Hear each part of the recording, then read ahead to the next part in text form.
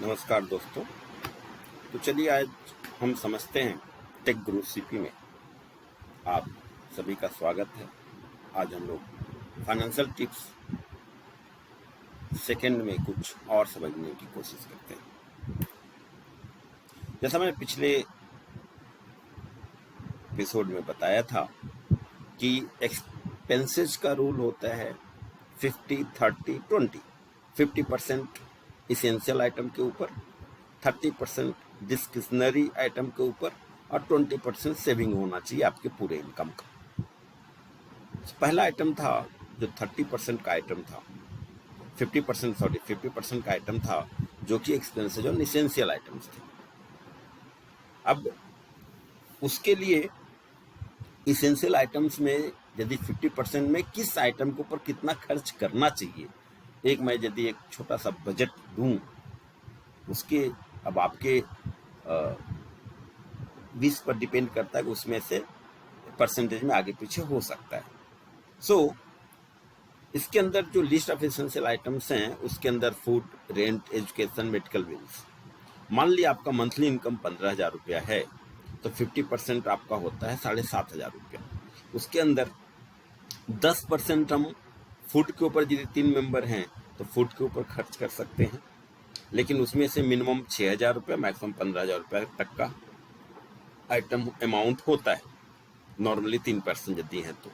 Rent 25% खर्च कर सकते हैं, एजुकेशन 10% और मेडिकल बिल 5%। तो 15,000 का इनकम यदि है तो 1,500 रुपया आपका फूडिंग के ऊपर हुआ, रेंट के ऊपर 3,750 रुपया, एजुकेशन के ऊपर 1,500 रुपया और मेडिकल बिल के ऊपर 750 रुपया। टोटल आपको 7,500 रुपया आपका ही बनता है। ये हुआ जो 50% मंथली इनकम का 50% इसेंशियल आइटम का बजट। सेकंड बजट है जो 30% है डिस्क्रिशनरी आइटम के ऊपर, जिसको हम विश लिस्ट बोलते हैं, dining out, hobbies, travel, personal care etcetera. उसके ऊपर यदि बजट बनाया जाए तो डाइनिंग आउट के ऊपर 10% खर्च कर सकते हैं, हॉबीज के ऊपर 5%, ट्रैवल के ऊपर 8% एंड पर्सनल केयर के ऊपर 8%।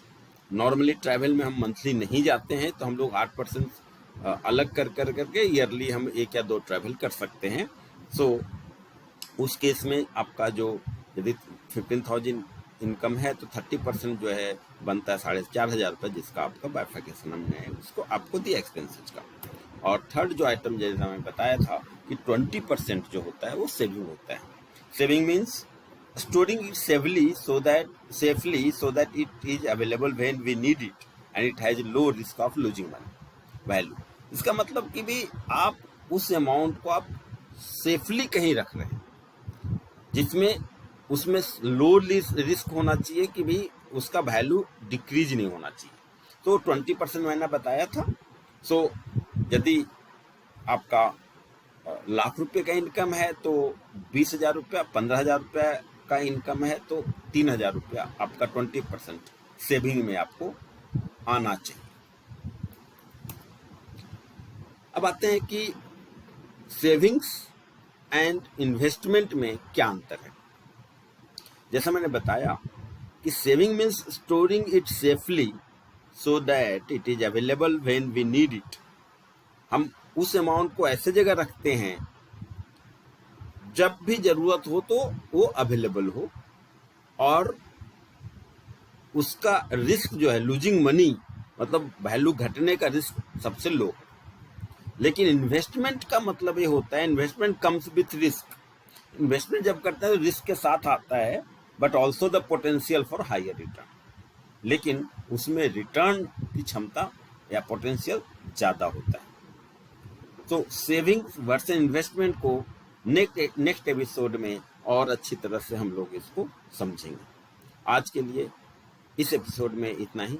ऐसे ही टेक गुरु सीपी को फॉलो करते रहें और नए नए फाइनेंशियल टिप्स समझते रहें। धन्यवाद।